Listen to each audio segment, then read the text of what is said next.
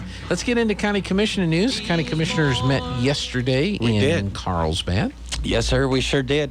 It was a good meeting. It went fairly quick. There wasn't a lot of incredible topics on there. Some of the stuff that I think were really interesting, and I know we've been going over it, I've tried to do a better job of bringing it so people understand where we are in the budget.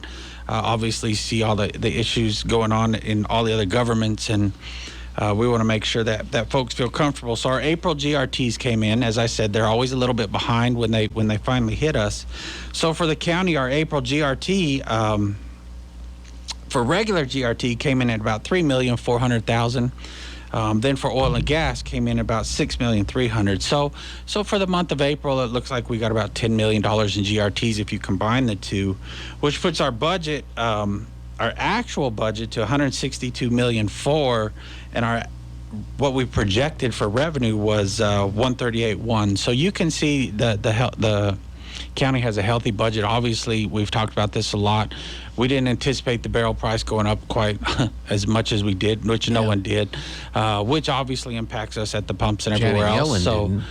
Janet Yellen didn't. Yeah, apparently she didn't either. Yeah. So at least she finally admitted she didn't. But that's a side point. But I'm sorry. Whereas it is good that our budget has become very healthy. Obviously, it affects a lot of the folks around here in a very negative way. And I think RT's has always been okay paying a little bit more for gas because we understand what it does. Not quite as much as what we're paying now. So, it's unfortunate to see that, but. So the regular GRT was $6 million? $3 million. $3 million, and the oil and gas GRT was a little over $6 million. $6 million. Yeah. I guess it's a little too early to point out the pot. Yes, revenue probably a little. I was looking at a report the other day. Obviously, Artesia doesn't have any, but Carlsbad has a bunch. And I did notice, I think Carlsbad was like in the top 10, if not even better, as far as selling of it in numbers wise. So it'll be interesting where that kind of falls in. But even with that, I think the sales, and don't quote me on this number because it was something I read a week or more ago, but it is somewhere around that $1 million, which means our GRT was substantially less, but it's still GRT that went into the city and a little bit to the county. So it will be interesting to kind of track that. But as you can see, I mean, for Eddy County, pot was never going to overtake the $6.3 million that oil and gas put in that month. Yeah. So when you're hearing those numbers, people need to realize that. And we've said this, it's constantly discussion, but I think it's fair for people when they say pot's going to take over for oil and gas and really help us booster our state budget. There's no way, because you could take all of what they did that first month and just this 1 month will take that for. It'll take them 3-4 months to catch up to our 1 month. So. Yeah. Oil and gas is still a predominant factor in this state and will be for a long time. We just don't have anything else that can boost that. Real quick side note, last week, I guess the governor was in Carlsbad. Yeah. Were you at that meeting she was at? No. And I saw a picture, and there was a sign, and it said the Michelle Lujan Grisham Carlsbad Brine Well Project. Yeah.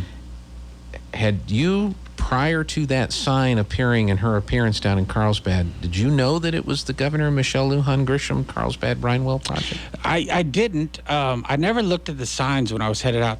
Tanya lives in Otis, or family lives in Otis. So when we go out there, there's those signs, and I never paid attention. I do notice when you're driving on state road projects, it's always whoever the governor is, and so I'm assuming that was on that sign.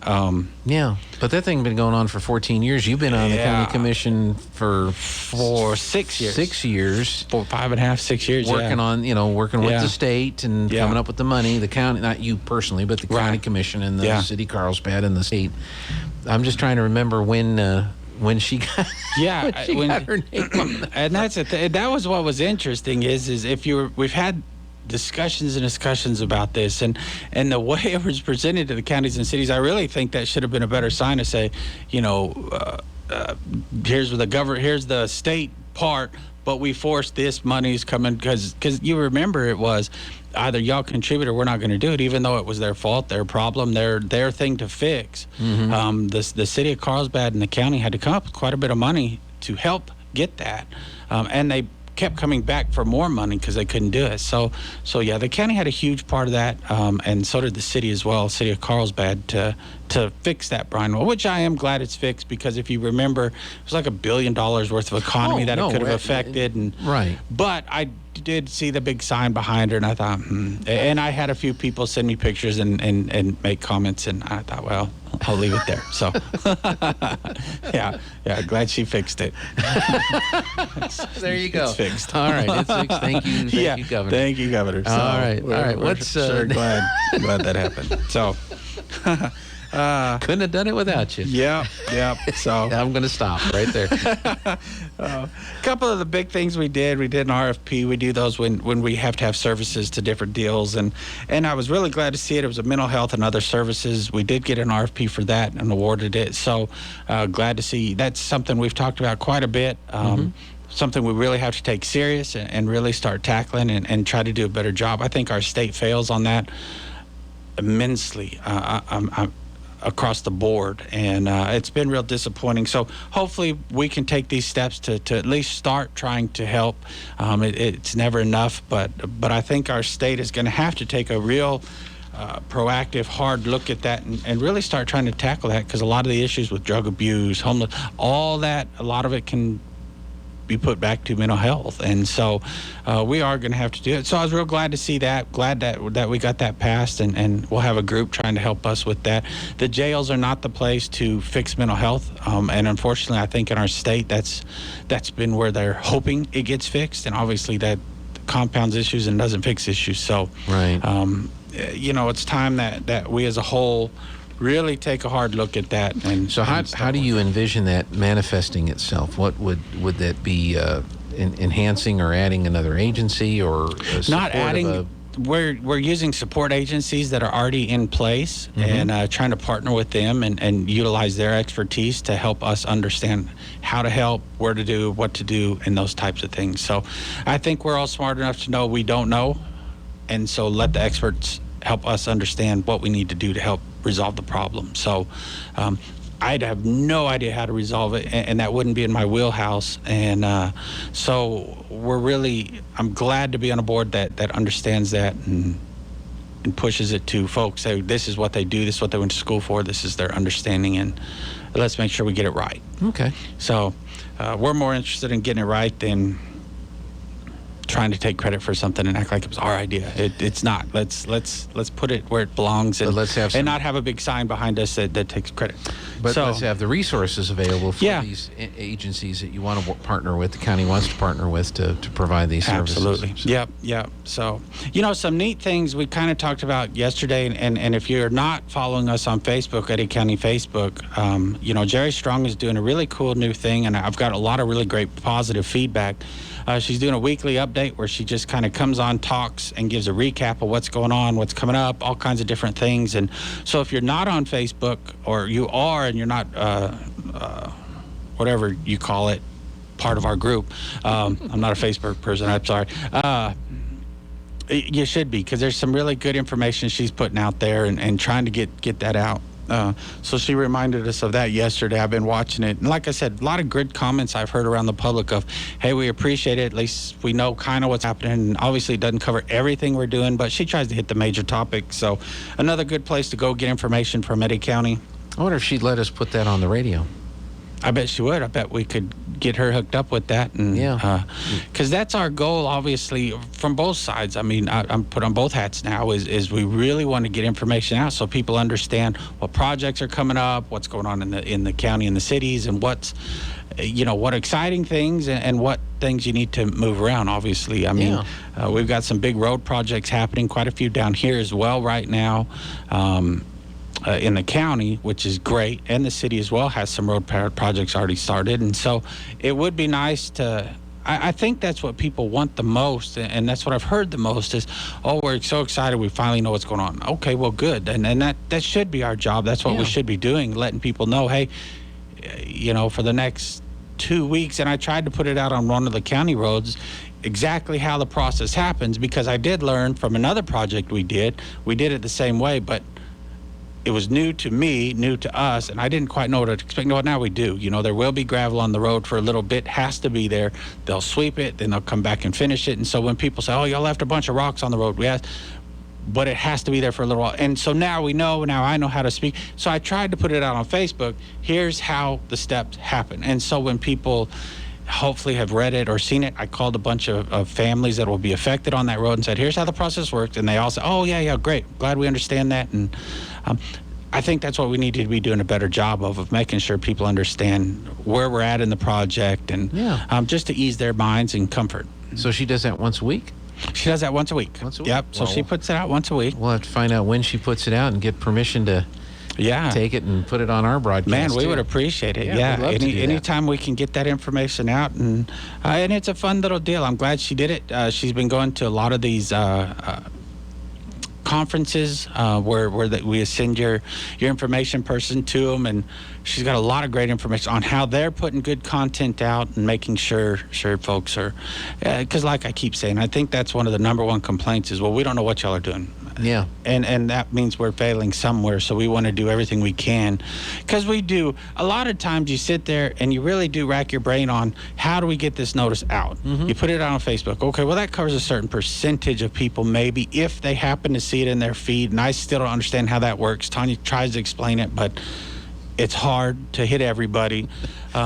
You used to put it out in the paper. Well, that isn't nearly as effective as it once was. Maybe you try to put it on the radio. Well, if you're not listening, so what do we do? And so we do try to do the best thing we can and get the most information out we can. Mm-hmm. But man, I'm open for any suggestions. If there's people out there in the world that say, hey, if you would just do this, it would at least hit this population. Because I don't know what the youth are using now, and I don't know if they care, but they should. They ought to care what's going on. And well, you would hope so. Yeah. And even after you've done all that, even after you've had all that help, even after everything that you've done to try to get the word out, you're still going to have people that are going to say, well, you should tell us what's going on. Yeah. And because I know that was frustrating to some city folks here a while back when they had their water issue. Mm-hmm. And I remember one of the city folks telling me, he said, well, what do you want me to do? Come and knock on your door? Yeah. And they were like, yes. Right. Well, and then I heard so it's a kind of a two-way street, but you're right. I mean, there's nothing wrong with using every tool available to try to get the word out, but the residents have to want to be willing to receive the information and to pass good information. I've also seen just in the last 2 months, as being the mayor for 2 months, I got accused of some, and I'm like, They said, well, we saw it on Facebook. Oh, well, sorry. I mean, so make sure you're getting good information from Facebook. Did you ask me? But just call me. My number's everywhere apparently, because a lot of people use it, and so it's not hidden apparently. So call and ask. But what I think is funny, kind of to what you were saying earlier, is we had a situation once where we put it all out there, and someone got upset and said, well, I didn't know it till my neighbor told me. I said, so your neighbor knew? Yes. And they told you? Yes. So it worked. I mean, you got the information. That's right. It might not have been from us directly, but because we got the information out, somebody told you, and you were in the loop, and so we tried. And so, if some folks just want to be mad, that's okay, and we take those calls, and that's great.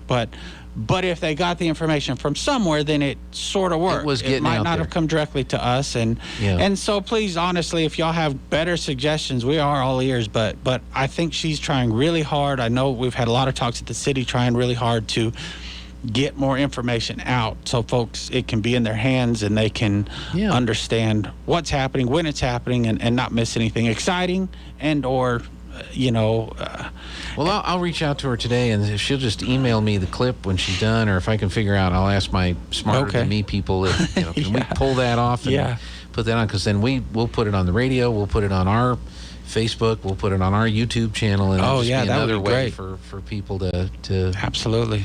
We'll make Jerry a star. Make her a star. Make her famous. So that'd be good, because then she's famous with our information. So that would be a good way to be famous. So.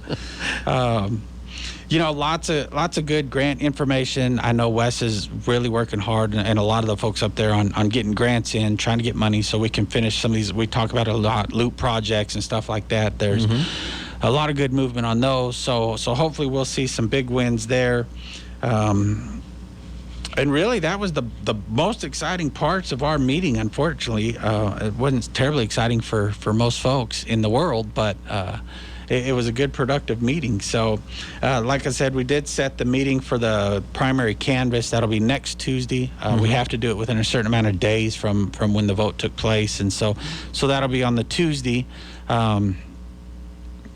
To make sure all the results are proper, and then we'll send them off to Secretary of State. Yeah. So, have you met the Secretary of State? I haven't. No. I've tried to talk to her office a few times during the last election, and I didn't get.